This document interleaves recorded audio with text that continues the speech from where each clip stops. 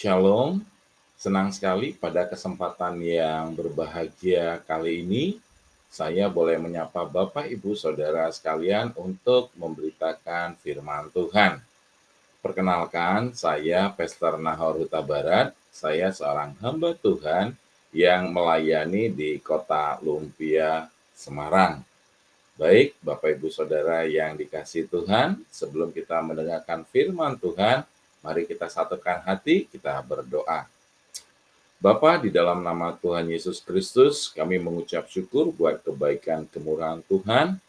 Pada kesempatan yang berbahagia ini, kami akan kembali belajar firman-Mu, urapi hamba-Mu, urapi kami semua, biarlah firman-Mu menjadi pelita bagi kaki kami, menjadi terang bagi setiap jalan-jalan kami. Di dalam nama Tuhan Yesus Kristus, kami berdoa dan mengucap syukur. Haleluya. Amin. Bapak Ibu Saudara yang dikasihi Tuhan, tanpa terasa kita akan segera mengakhiri tahun 2025 ini. Dan di penghujung tahun, ya di bulan 12 Desember, ya kita melihat mulai bermunculan ya pernak-pernik ornamen yang kita biasa rayakan melalui momen Natal. Nah, dari peristiwa ini kita melihat tidak hanya umat Kristiani saja, bahkan yang non-Kristiani juga seolah-olah ya ikut merayakannya. Ada fenomena kesatuan hati di dalam menyambut hari kelahiran Tuhan Yesus Kristus. Nah, pada kesempatan kali ini kita akan belajar firman Tuhan dengan tema kesatuan hati membawa harapan dan berkat. Dari Efesus pasalnya yang keempat, ayat 32, dikatakan demikian, tetapi hendaklah kamu ramah seorang terhadap yang lain, penuh kasih mesra dan saling mengampuni, sebagaimana Allah di dalam Kristus telah mengampuni kamu. Nah, Bapak Ibu Saudara yang dikasihi Tuhan, sebuah contoh ilustrasi kesatuan hati, saya kasih contoh seperti orkestra ya. Kalau kita lihat orkestra itu terdiri dari beberapa alat musik ya. Ada piano, ada drum, biola, trompet, ya ada alat-alat musik yang lain. Masing-masing alat musik itu memiliki karakteristiknya yang berbeda-beda, tetapi oleh seorang konduktor, ya. Nah, kita bisa melihat bagaimana alat musik yang tadi itu bisa menjadi sebuah harmonisasi yang begitu indah yang kita dengar. Nah, begitu juga di dalam tubuh Kristus, yaitu gereja. Kita ini adalah gerejanya Tuhan, tubuh Kristusnya Tuhan. Kita memiliki latar belakang yang berbeda-beda, ya, tetapi karena Tuhan di sini memanggil kita untuk hidup di dalam kesatuan hati, kita akan melihat sebuah harmonisasi ya di dalam kehidupan ini untuk kita saling bersinergi, saling bekerja sama untuk memuliakan dan melayani Tuhan. Oleh sebab itu kita melihat bagaimana Rasul Paulus di dalam Efesus 4 ayat yang ke-32 ya menasihatkan begini, hendaklah kamu ramah ya, penuh kasih dan saling mengampuni. Nah, inilah kunci untuk kesatuan hati yang dapat membawa harapan dan berkat ini Bapak Ibu Saudara. Nah, kita melihat bagaimana jemaat di Efesus ini, jemaat yang dirintis oleh Rasul Paulus ini, jemaatnya tidak begitu besar, tetapi secara kerohanian, ya, secara hati, mereka merupakan jemaat yang benar-benar mencintai Tuhan, mengasihi pekerjaan Tuhan. Oleh sebab itu Rasul Paulus menekankan kepada jemaat di Efesus ini ya supaya mereka itu memiliki kesatuan hati di dalam melakukan pekerjaan Tuhan. Bahkan kalau kita melihat di kitab Wahyu juga ya jemaat di Efesus ini juga disinggung dari 7 jemaat yang ada yang begitu luar biasa di dalam melakukan pelayanannya. Oleh sebab itu, Bapak Ibu Saudara yang kasih Tuhan, kesatuan hati di sini merupakan sikap hati yang memancarkan kasih dan pengampunan. Kesatuan hati di sini kita tidak bisa lihat secara physically ya, tetapi dia dapat tercermin keluar meluap dari perbuatannya, terpancar ya dari kasih yang dia lakukan, dari pengampunan yang dia bisa perbuat. Oleh sebab itu, kesatuan hati di sini harus benar-benar terpancar melalui setiap kita orang yang percaya. Nah, oleh sebab itu kita akan melihat ya melalui Efesus pasalnya yang keempat ini, kalau kita lihat bagaimana Rasul Paulus juga menekankan ya mulai dari ayat yang pertama bahwa kita harus hidup dari panggilan kita, sesuai dengan panggilan kita. Ketika kita mengalami hidup baru, ya mungkin Bapak Ibu Saudara bisa mengingat bagaimana pertama kali kita mengenal Tuhan, ya, mengalami hidup baru, mengalami kasih mula-mula. Ada seperti luapan yang begitu besar, ya, yang membuat kita semakin cinta kepada Tuhan, rasanya ingin dekat terus sama Tuhan ya. Nah, mungkin kalau Bapak Ibu Saudara kesaksian, wah luar biasa ya, berapi-api ketika kita menerima Kristus secara pribadi ya, menjadi Tuhan dan juru selamat dalam kehidupan kita. Tetapi kasih mula-mula yang kita alami ketika kita menerima hidup baru ini, itu mengalami yang namanya progres. Bagaimana kasih mula-mula ini, pengenalan kita akan Tuhan, semakin hari semakin Tuhan murnikan melalui kebenaran firman Tuhan yang kita dapatkan setiap hari, baik itu di dalam ibadah kita di setiap minggu, ibadah di komsel, persekutuan doa, bahkan juga saat teduh kita secara pribadi, renungan-renungan firman yang Tuhan itu akan membuat hati kita semakin next level lagi. Iman kita setiap harinya Tuhan terus bentuk ya dalam kehidupan kita. Lalu di ayat yang kedua ya dikatakan berusahalah memelihara kesatuan roh oleh ikatan damai sejahtera.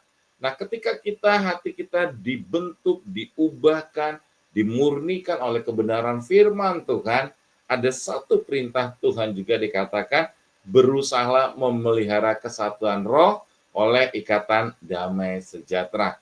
Nah, ketika kita merasa bahwa Tuhan terus membentuk kita, membawa kita semakin next level, satu hal Tuhan minta, kita harus berusaha memelihara kesatuan roh. Itu juga yang menjadi doa Tuhan Yesus. Kalau Bapak Ibu Saudara lihat di dalam Injil Yohanes pasal yang ke-17, ayat yang ke-21, Tuhan Yesus berdoa supaya mereka ya menjadi satu sama seperti kita ya, Yesus dan Allah Bapa menjadi satu supaya dunia percaya ya ada Kristus di dalam setiap orang yang percaya, sehingga mereka juga bisa menerima Kristus yang hidup di dalam hidup kita. Nah, ini yang terus ya kita harus upayakan ya, makanya dikatakan berusahalah memelihara kesatuan roh. Biasanya ketika kita sudah mulai melayani, sudah mulai Tuhan pakai next level, nah di situ ada godaan, ada tantangan dari si iblis. Bagaimana dia menggoda kita supaya kita merasa kita lebih baik dari teman-teman sepelayanan. Nah, ini harus kita jaga ya, kesatuan roh itu. Lalu dikatakan lagi ya di ayat yang ke-32 dari pasal yang keempat ini ditutup oleh Rasul Paulus di ayat 32 dikatakan pasal ini dengan tindakan nyata ya dari kasih dan kesatuan tadi. Nah, ada 3 kunci ya bagaimana kesatuan hati tadi membawa harapan dan berkat. Yang pertama yaitu apa? Ramah. Ya, hendaklah kita ramah. Kata ramah dalam bahasa aslinya, dalam bahasa Gerika atau dalam bahasa Yunaninya yaitu krestos, yaitu apa? Berbuat baik dengan hati yang lembut, bukan ramah rajin menjamah ya. Bapak Ibu Saudara, ada anaknya teman saya itu anaknya begitu ramah, tapi ramah yang rajin menjamah alias apa? Klepto ya, klepto. Sedikit ya, ya rajin menjamah, ambil ini, ngutil ini. Bukan itu ya Bapak Ibu. Nah, ramah yang dimaksud di sini adalah apa? Krestos ya, berbuat baik dengan hati yang lembut. Hati yang lembut di sini bukan hati yang melambai-lambai seperti saudara-saudara kita yang melambai-lambai, bukan itu ya. Lembut artinya di sini adalah memiliki hati yang bermurah hati ya, memiliki kemurahan yang tulus. Ketika kita dalam hati kita ini ada kebaikan yang harus kita lakukan, kita melakukannya dengan tulus, tanpa mengharapkan apa-apa, tanpa mengharapkan imbalan. Kita percaya kita melakukan kebaikan ini karena kita lebih dahulu telah menerima kebaikan Tuhan.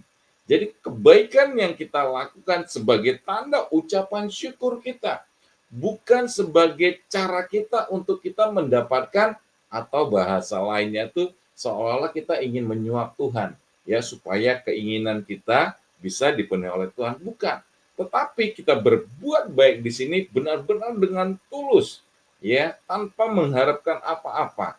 Kita melakukan kebaikan itu sebagai tanda ucapan syukur kita karena Tuhan telah terlebih dahulu berbuat baik kepada kita. Nah, ini arti ramah yang dimaksud. Lalu yang kedua, penuh kasih mesra ya. Eus planoi, artinya hati yang peka terhadap sesama. Nah, kepekaan di sini kita boleh melihat ya, kita tidak bisa pungkiri firman Tuhan juga berkata bahwa hari-hari terakhir ini ya, orang akan semakin apa? Mementingkan kepentingannya sendiri. Orang tidak lagi begitu peduli. Coba kita lihat, nggak usahlah jauh-jauh Bapak Ibu Saudara, ya, ketika engkau ada dalam gereja saja, engkau misalnya ya masuk ke kamar mandi, lalu engkau melihat ada kerannya yang mengucur terus ya sampai airnya terbuang membludak-bludak. Ya, kebanyakan kita hanya apa? Membiarkan saja. Itu hal yang kecil yang kita bisa temui sehari-hari. Ketika engkau melihat di bawah bangkumu engkau duduk, ketika engkau sedang beribadah ada sampah, apakah engkau peduli mengambil sampah yang ada di bawah tempat dudukmu? Jangan-jangan engkau juga mengotori rumah Tuhan dengan sampahmu sendiri. Nah, itu hal yang sederhana, hal yang kecil.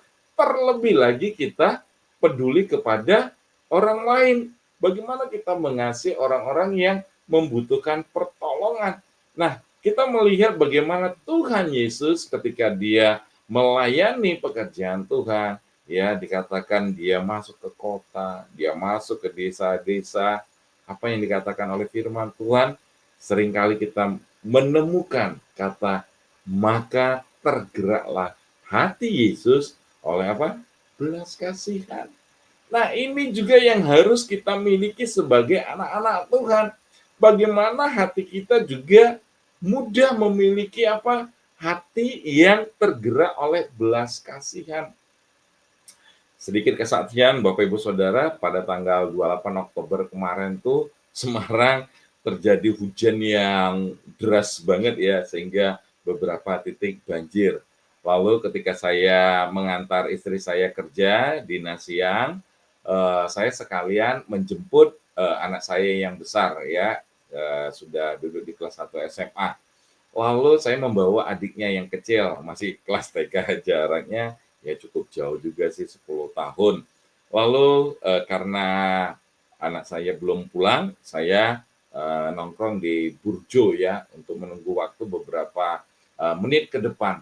Lalu tiba-tiba ada seorang nenek-nenek ya peminta-minta pengemis lah katakan begitu. Dan dia menengadahkan tangannya dan dia mohon belas kasihan kepada saya sambil menunjuk tangannya, Pak, gitu, nyun mangannya, kalau bahasa Semarang dikatakan seperti itu ya.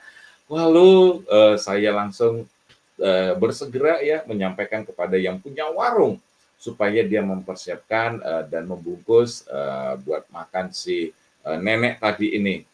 Singkat cerita, ketika kami sedang penjual tadi itu sedang membungkuskan makanannya, si nenek tadi itu biasa ya mengucapkan terima kasih kepada saya dan kepada anak saya yang kecil ini yang umurnya baru 5 tahun ini, dan dia menyampaikan beberapa kata-kata ya, kiranya Gusti Allah gitu bahasanya ya, ya membalas kebaikan eh, kita ya, seperti itu.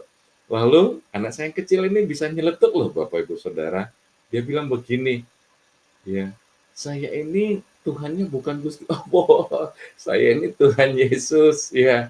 Saya kan orang Kristen gitu. Wah, hati saya langsung apa namanya, seperti tersembul ya. Nah, ketika menyampaikan seperti itu, nah saya melihat bahwa sudah mulai tertanam ya, kasih Tuhan untuk apa? Memberitakan kabar baik yang ada di dalam Kristus Yesus. Nah, oleh sebab itu mari ya, ketika Bapak Ibu Saudara ya Tuhan gerakkan melakukan sebuah perbuatan baik, jangan engkau menunda-nunda.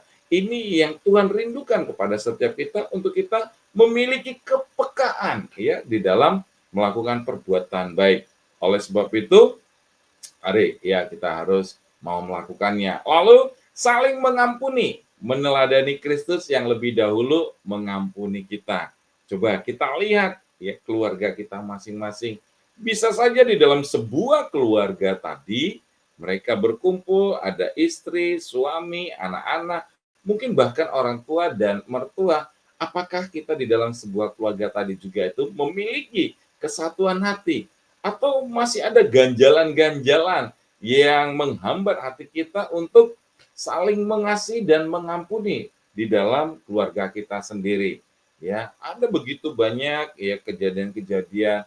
Mereka memang tinggal di dalam satu rumah, tetapi mereka tidak memiliki kesatuan hati ya. Di rumah itu tidak lagi seperti surga yang kecil, tetapi seperti neraka yang begitu besar ya. Oleh sebab itu, mari Bapak Ibu Saudara, kita harus memiliki hati yang mengampuni. Oleh sebab itu kita lihat yang pertama, kesatuan hati itu dimulai dari kasih dan pengampunan. Nah, kalau ditanya apa sih kasih itu? Ya, kita sering mengungkapkan dari Korintus pasal yang ke-13 ayat ke-4, dan sekian kasih itu adalah sabar, sukacita, ya, kebaikan, ya. Tetapi kalau kita lihat dari 1 Yohanes pasalnya yang keempat, ayatnya yang ketujuh dan ke-8, bahwa kasih itu adalah Allah itu sendiri. Ya, Allah itu adalah kasih, ya. Karena apa? Karena siapa yang memiliki Allah di dalam kehidupannya, oleh sebab itu dia bisa juga memiliki hati yang mengasihi. Nah, Bapak Ibu Saudara, di dalam Kristus Yesus, kita melihat ya dalam Yohanes 13 ayat 34 ayat 35 dikatakan, "Kasihlah seorang akan yang lain, supaya dunia tahu kamu muridku." Lalu, Pak Pendeta, gitu ya. Kalau misalnya dia belum mengenal Allah, tetapi dia juga memiliki kasih, bisa nggak ya? Gitu. Nah, Bapak Ibu Saudara, kita tadi sudah mendengarkan bahwa dalam 1 Yohanes pasal yang 4 ayat 7 dan 8, bahwa kasih itu adalah Allah sendiri. Ya, kita tidak bisa berbuat kasih kalau kita tidak memiliki Allah di dalam hati dan kehidupan kita. Lalu apa itu yang disebut orang-orang yang belum mengenal Allah, tetapi mereka, tanda kutip, kita melihat mereka lebih baik, mereka orang yang belum percaya Tuhan Yesus, tetapi perbuatan mereka cukup baik, bahkan jauh lebih baik daripada anak-anak Tuhan yang sering melayani gereja. Lalu apa yang mereka lakukan? Bahasa saya, ya saya menyebutnya itu namanya eksistensi diri. Ada orang-orang di luar sana, ya karena mereka belum mengenali Yesus Kristus, mereka juga melakukan perbuatan kasih. Mereka berpikir bahwa di dalam dunia ini ada yang namanya karma. Ketika kita melakukan kebaikan, kita akan mendapatkan kebaikan. Kalau kita melakukan kejahatan, kita juga akan mendapatkan kejahatan. Ya, dalam firman Tuhan juga ada hukum tabur tuai namanya. Tetapi kasih yang benar-benar dari Allah sendiri itu harus bisa meluap keluar dari kehidupan kita. Mother Teresa ya, Mother Teresa dijuluki adalah the mothers of love ya, mother, ibu kasih seperti itu. Ya, dia rela meninggalkan kenyamanan hidupnya untuk apa? Melayani Tuhan ke Kalkuta ya. Nah, suatu kali ya di penghujung hidupnya dia mengatakan begini, orang itu bisa memberi tanpa kasih ya, tetapi kita tidak bisa mengasihi tanpa memberi. Dengan kata lain apa Bapak Ibu Saudara? Ya kita mengasihi itu harus melalui dengan pengorbanan kita. Nah itu yang Tuhan sudah nyatakan melalui pengorbanan Yesus Kristus 2000 tahun yang lalu di kayu salib, yang telah memberikan nyawanya kepada saudara dan saya untuk menebus dosa kita. Kita yang dulunya terbelenggu oleh dosa, sekarang kita menjadi anak-anak kebenaran. Yang hidup kita harus semakin hari semakin serupa dengan Kristus. Oleh sebab itu, kasih menyatukan perbedaan. Tanpa kasih, gereja bisa aktif tetapi tidak efektif. Ya, kita banyak sekali melihat gereja-gereja yang melakukan banyak tanda kutip seperti pelayanan, tetapi seperti sebuah rutinitas saja. Ya, supaya orang melihat, wah, ya gereja sana melakukan misalnya bakti sosial, melakukan ini dan itu segala macam. Tetapi kita telusuri di dalamnya atau kita introspeksi buat diri kita sendiri, di gereja kita sendiri, apakah kita itu benar-benar melakukannya karena kasih kita kepada Tuhan, atau jangan-jangan hanya sebagai eksistensi gereja kita supaya apa? Kita mendatangkan simpati dari orang lain. Nah, ini kita perlu introspeksi. Oleh sebab itu ya, kasih membuat kita mampu melihat kelebihan orang lain, bukan kekurangannya. Nah, ini yang seringkali terjadi menjadi sebuah apa ya, ganjalan-ganjalan di dalam pelayanan, keluarga, marketplace, apapun itu. Kita lebih mudah melihat orang apa? Ya kekurangannya, kesalahannya. Ada sebuah pepatah ya bahasa Indonesia dikatakan gara-gara nila setitik rusak susu sebelanga. Nah, sebuah persahabatan yang sudah terjalin mungkin bertahun-tahun, berpuluh tahun, rasa-rasanya sudah lebih daripada saudara. Tetapi bisa jadi hanya karena satu buah kesalahan, persahabatan tadi itu bisa menjadi hancur. Nah, itu yang sering terjadi di dalam dunia ini. Bagaimana kalau hal itu terjadi kepada kita, anak-anak Tuhan? Apakah persahabatan yang kita sudah jalin bertahun-tahun tadi, karena satu kesalahan tadi, bisakah kita mengampuni dan menerima kesalahan itu? Tentunya kita untuk memperbaikinya kembali. Nah, ini yang Tuhan rindukan ya dalam kehidupan kita sebagai anak-anak Tuhan. Lalu berikutnya pengampunan sebagai pintu kesatuan ya. Pengampunan di sini menghancurkan tembok pemisah. Bapak Ibu Saudara, tadi kita sudah melihat bagaimana Yesus Kristus ya yang menyatakan kasihnya melalui pengorbanannya di kayu salib. Tujuannya tidak hanya menebus dosa kita, mengampuni kita dari belenggu dosa. Nah, dikatakan pengampunan itu akan menghancurkan tembok pemisah. Ketika Tuhan Yesus disalib, ya, dan dia mengampuni dosa kita, dikatakan apa? Tirai tadi itu sudah terkoyak. Kita melihat bagaimana bangsa Israel, ya, zaman dulu ketika mereka berdoa kepada Tuhan, itu senantiasa melalui apa? Perantara para imam. Mereka tidak boleh langsung berbicara kepada Tuhan.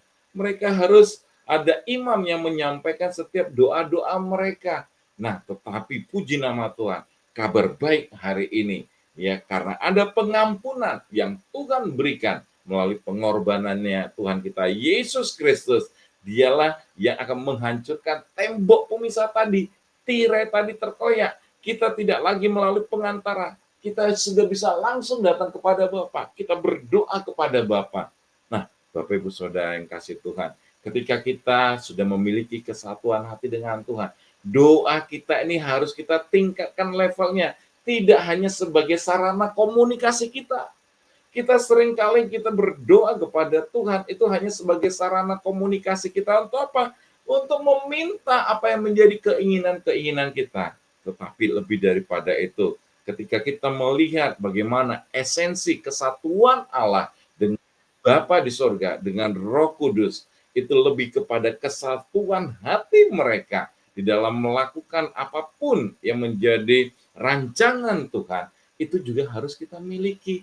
Kita melihat bagaimana kesatuan daripada Allah, Bapa, Kristus, dan Roh Kudus ini memulai segala sesuatu rancangan Tuhan.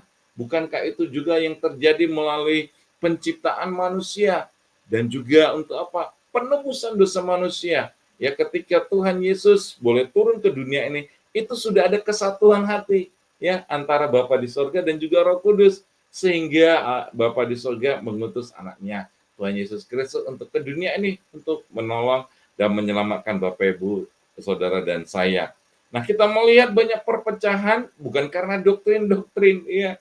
Nah, lahirnya gereja-gereja dengan doktrin-doktrin dan pengajarannya masing-masing seolah-olah membuat sebuah perbedaan, tetapi lebih daripada itu ternyata ya yang membuat perpecahan bukan karena itu, tetapi ada luka-luka batin yang tidak diampuni. Oleh sebab itu, mari kita membuka diri.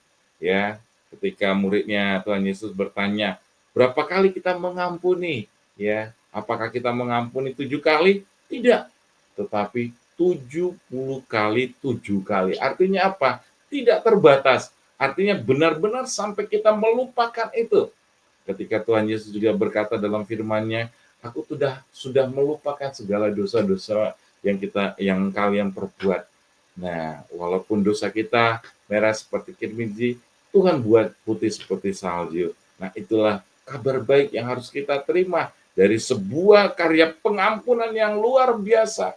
Ya, contoh di Alkitab juga kita bisa melihat bagaimana seorang Yusuf tidak hanya orang lain yang melakukan kesalahan kepadanya, bahkan saudara-saudara kandungnya sendiri yang berbuat salah kepada dia. Tetapi ada satu hal, kemuliaan Tuhan nyatakan. Makanya dikatakan di dalam pasal yang terakhir, ya kita Kejadian pasal 50 itu, ya kamu memang mereka-rekakan yang jahat, tetapi Tuhan menjadikan sebuah kebaikan untuk sebuah bangsa. Artinya apa? Ketika kita melihat orang lain yang berbuat jahat, hati kita penuh dengan pengampunan. Kita bisa berkata seperti Tuhan Yesus di kayu salib, Bapa, ampunilah mereka, karena mereka tidak tahu apa yang mereka perbuat. Ada kalanya orang melakukan kejahatan kepada kita, bukan karena dari hatinya sendiri, tapi karena dorongan-dorongan yang lain, faktor-faktor yang lain. Tetapi kalau engkau memiliki hati yang mengampuni, ya engkau tidak akan lagi menyimpan itu menjadi sebuah benda yang busuk, yang tidak baik, yang bisa jadi menghancurkan kehidupanmu. Oleh sebab itu, mari kita memiliki hati yang mengampuni. Yang kedua, kesatuan hati melahirkan harapan. Nah, Bapak Ibu Saudara, kesatuan jiwa ya pada saat itu terjadi seorang yang lumpuh ya, yang mengalami kelumpuhan. Lalu teman-temannya mendengar bagaimana Tuhan Yesus dapat menyembuhkan orang-orang sakit. Ya, lalu si orang lumpuh tadi ini dibawa oleh teman-temannya beserta kasurnya. Next slide, boleh lihat? Ya, yang kedua, oke, ini dia. Nah, lalu kita melihat Tuhan Yesus sudah mengajar di sebuah rumah. Lalu rumahnya itu penuh dengan sesak dengan orang dan semua ya penuh memenuhi tempat itu sehingga tidak ada lagi jalan untuk bisa melihat Tuhan Yesus. Namun apa yang terjadi dengan si orang yang lumpuh tadi ini? Ya, dia ingin sekali bertemu Tuhan Yesus. Dia percaya ada mujizat yang boleh terjadi, ya. Lalu teman-temannya ada 4 orang itu yang membawa kasurnya itu. Kalau kita lihat ceritanya, nah ini ada sebuah peristiwa yang cukup dramatis. Saya sangat membayangkan tuh bagaimana proses terjadinya itu teman-temannya itu harus ada manjat ke atap lalu membuka genteng apa zaman dulu pakai genteng ya buka atapnya itu ya, dibuka atapnya. Nah, mungkin satu buka atapnya, lalu ketika atapnya sudah dikira cukup, dikira pas ya, turunnya di hadapan Tuhan Yesus, lalu mereka bisa naik bersama-sama, kemudian katanya diturunkan tali ya, seperti kayak apa namanya tuh, menurunkan, barang seperti itu. Nah, ketika mereka menurunkan itu saja, juga harus memiliki kesatuan hati ya. Misalnya yang sebelah kiri harus turun sama-sama, lalu sebelah kanan berikutnya. Nah, sehingga apa? Sehingga yang si orang lumpuh tadi ini ketika diturunkan tidak gelempang gitu. Nah, itu perlu kesatuan hati mereka yang melakukannya dan itu membawa harapan. Saya percaya si orang lumpuh ini juga punya iman karena apa? Ketika tiba di depan Tuhan Yesus ya, Tuhan Yesus berkata apa? Angkatlah tilammu dan berjalanlah. Berbeda dengan peristiwa ketika ada seorang yang lumpuh 56 tahun ya kalau tidak salah di kolam Bethesda ya, dikatakan di situ apa? Nggak ada orang yang apa namanya mendorong saya ke kolam ini sehingga ketika kolam ini bergurak seperti itu, nah saya terlambat jadi saya nggak bisa sembuh. Nah, kalau saya melihat itu kan sepertinya apatis ya, orang-orang juga tidak peduli dengan orang yang lumpuh ini. Mereka berlomba-lomba untuk sembuh duluan. Tetapi berbeda kasusnya dengan orang lumpuh yang ada di rumah ini. Mereka bisa menurunkannya ya secara bersama-sama. Artinya apa? Ada kesatuan iman dengan teman-temannya di sini untuk membawa orang lumpuh tadi ini. Nah, itu juga yang harus kita miliki. Apakah kita juga memiliki kesatuan hati, berdoa bersama-sama ya untuk kota di mana kita tinggal, untuk keluarga kita yang kita miliki, untuk perusahaan di mana kita bekerja. Apakah engkau pernah mendoakan hal-hal yang demikian? Nah, oleh sebab itu, mari kita juga memiliki kesatuan hati. Nah, ketika kita memiliki kesatuan hati ini, ada harapan yang baru, ada harapan yang lebih baik lagi yang harusnya kita bisa dapatkan. Nah, ini yang menjadi juga kerinduan setiap kita, ya.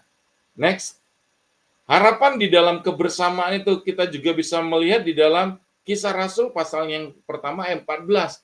Ya, ketika Tuhan Yesus naik ke surga, Tuhan Yesus berkata kepada murid-muridnya, engkau diam di kota Yerusalem, engkau akan menanti-nantikan akan turunnya Roh Kudus, ya. Bagaimana Tuhan akan memberikan roh penolong ya yang akan membantu kita, menolong setiap kita. Lalu apa yang terjadi? Para murid-murid di situ bertekun ya setiap hari ya di kota Yerusalem itu sampai tiba saatnya ya ketika Tuhan nyatakan di hari Pentakosta ya tiba-tiba terjadi fenomena yang sebelumnya belum pernah ada ya ada terjadi fenomena alam yang luar biasa ya ada seperti angin kemudian api Roh Kudus mulai menjalari murid-murid Tuhan Yesus dan kemudian mereka mulai berbahasa-bahasa dengan bahasa yang lain dan mereka berbahasa-bahasa yang membangkitkan ya spirit iman mereka.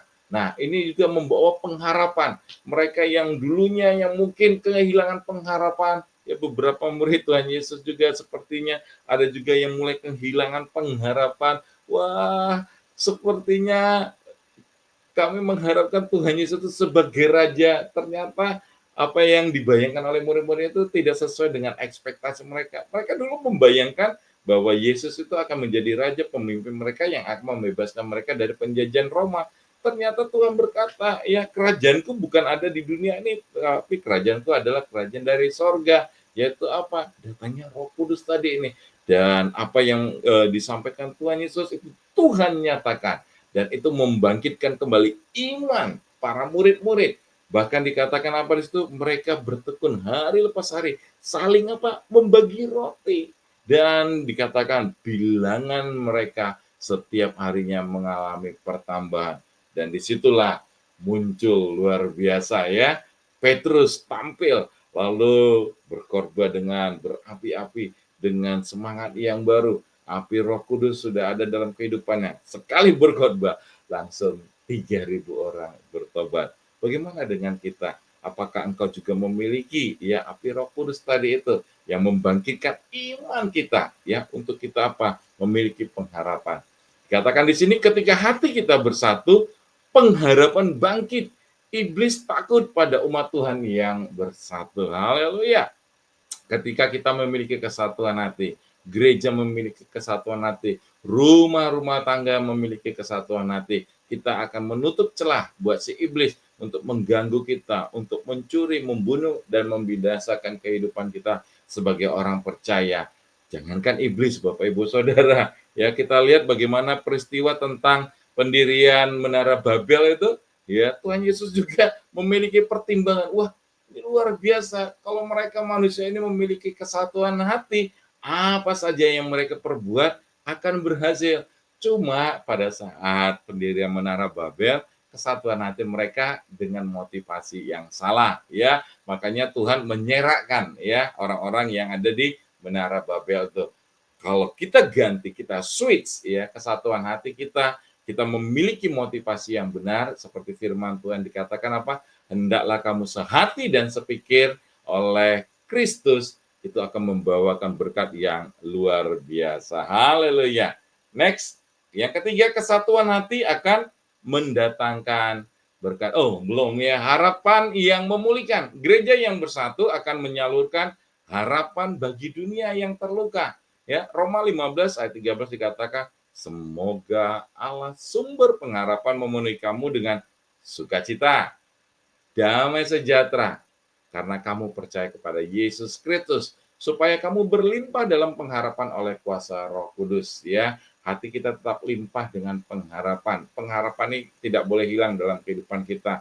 Bukankah itu juga yang terjadi dalam Abraham? Dikatakan dalam kitab Roma, sekalipun Abraham ya tidak memiliki dasar untuk pengharapan, tetapi dia memiliki iman ya bahwa Tuhan akan memberikan yang terbaik. Next.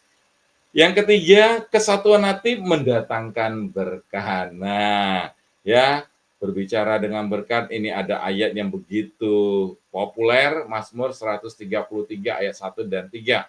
Dikatakan, sungguh alangkah baiknya dan indahnya bila saudara-saudara diam bersama dengan rukun. Menciptakan sebuah kerukunan itu tidak gampang, tetapi ketika kerukunan itu tercipta, alangkah indahnya, alangkah baiknya kehidupan ini. Kita memiliki ada rasa nyaman, ada rasa damai, ya, ada sesuatu yang menyenangkan hati kita, ya. Tidak hanya itu, tidak hanya damai dan nyaman, dikatakan sebab kesanalah Tuhan memerintahkan berkat kehidupan untuk selama-lamanya. Nah, haleluya. Nah, orang banyak yang berpacu-pacu untuk mencari berkat. Ternyata ada kunci rahasianya di sini ya. Ketika kita memiliki hati yang rukun dengan keluarga, suami, istri, anak-anak, mertua, menantu, tetangga kita, lingkungan, kita ini kan harusnya menjadi peacemaker, pembawa damai ya. Ketika kita hidup rukun, kita nggak perlu cari berkat aja, Tuhan sudah memerintahkan berkat loh. Nah ini dahsyat nih ayatnya nih ya. Kalau kita sudah menciptakan sebuah kerukunan, daerah itu pasti diberkati. Kita melihat bagaimana terjadi kekacauan di berbagai tempat, ya saya percaya ketika kekacauan itu terjadi karena tidak ada kasih Tuhan di tempat itu, berkat Tuhan juga tidak dicurahkan di tempat itu. Oleh sebab itu, firman Tuhan berkata, dimanapun kita berada, ya kita harus menjadi pembawa-pembawa damai yang membuat sebuah kerukunan. Pasti tempat itu juga akan diberkati oleh Tuhan. Haleluya. Kesatuan menarik berkat Tuhan ya, yang A. Nah, kita percaya kesatuan hati tadi itu akan menarik berkat daripada Tuhan. Tuhan memberkati kesatuan bukan perselisihan. Di mana ada keharmonisan, di sana ada hadirat Tuhan ya. Oleh sebab itu ketika kita memiliki kesatuan hati, kerukunan, ya kita dapat menarik berkat-berkat Tuhan untuk hadir di mana kita berada. Ada harmonisasi, di situ juga ada hadirat Tuhan. Bukan berarti di tempat yang kacau balau tapi tidak ada hadirat Tuhan. Artinya apa? Hadirat Tuhan di situ bermanifestasi, ya, berkarya sedemikian rupa. Nah, itu yang kita rindukan. Ketika hadirat Tuhan itu bermanifestasi, disitulah cara kita untuk menyampaikan kabar baik bahwa Allah yang kita sembah dalam Kristus Yesus benar-benar adalah Allah yang hidup, ya, Allah yang benar-benar melakukan karyanya yang luar biasa. Supaya apa? Supaya setiap mulut mengaku, setiap lutut akan bertelut dan mengakui bahwa Yesus Kristus adalah Tuhan. Nah, ini yang harus kita lakukan. Haleluya. Lalu berkat bukan hanya materi tapi damai sejahtera, ya. Filipi 4 ayat yang ke-7. Dikatakan di sini, Damai sejahtera Allah yang melampaui segala akal. Bapak Ibu Saudara dikasih Tuhan, ya, kesempatan yang berbahagia ini orang ketika mendengar kata berkat, ya, jangan mindsetnya tuh hanya dalam bentuk materi. Wah, kalau saya diberkati punya rumah yang besar, punya deposito yang banyak, punya kendaraan yang bagus, nah itu tanda bahwa saya diberkati Tuhan. Jangan mindset-nya hanya kepada hal-hal yang materi saja. Nah, Filipi menekankan di sini adalah damai sejahtera Allah yang melampaui segala akal akan memelihara hati dan pikiranmu, ya. Damai sejahtera di sini adalah berkat yang luar biasa yang tidak dimiliki oleh orang-orang yang tidak mengenal Tuhan. Orang di luar sana banyak sekali yang secara materi begitu berlimpah, ya. Mereka bisa saja mendirikan rumah sakit yang paling canggih, ya, dengan alat-alat kedokteran yang canggih.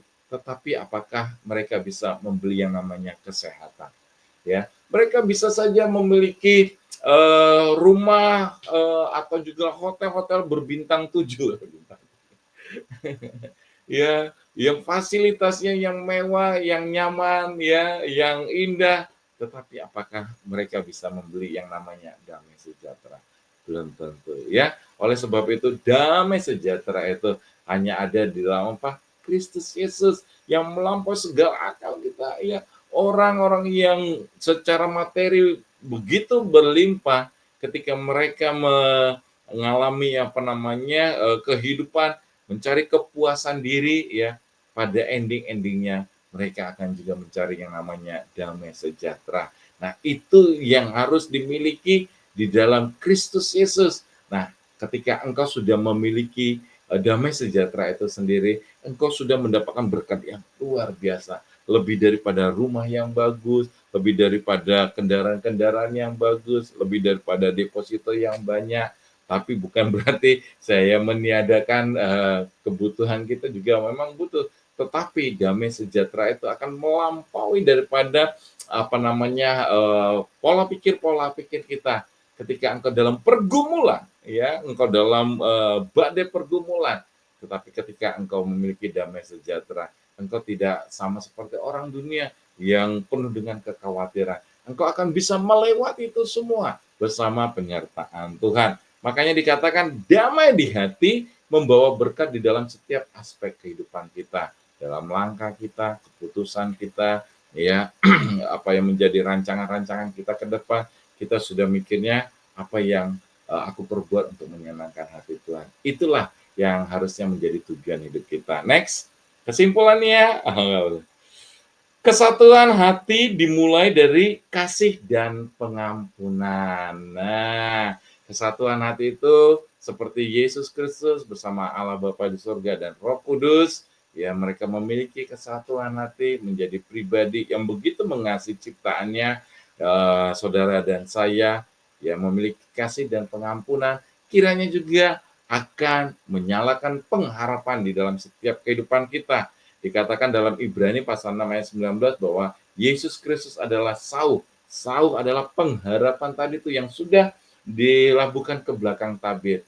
Oleh sebab itu jangan pernah lepas pengharapan kita kepada Yesus Kristus. Kesatuan hati juga akan mendatangkan berkat buat kita semua. Sebagai ayat penutup dari Kolose pasal yang ketiga ayat ke-14, saya akan bacakan ayat penutup kita, dikatakan demikian.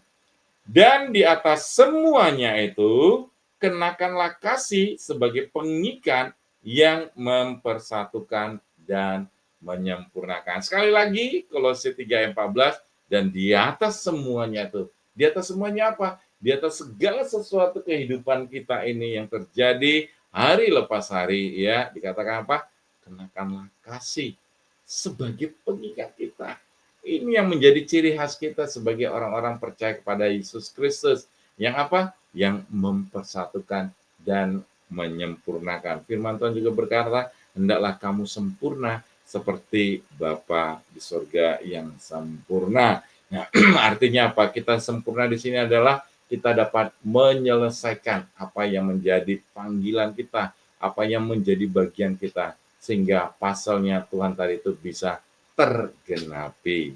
Ya, amin firman Tuhan. Tuhan Yesus memberkati, kita berdoa. Terima kasih ya Bapak, terima kasih Yesus buat taburan firman-Mu pada kesempatan yang berbahagia ini. Kiranya firman-Mu yang sederhana ini Tuhan boleh tertancap. Haleluya. Amin. Terima kasih, Tuhan Yesus memberkati.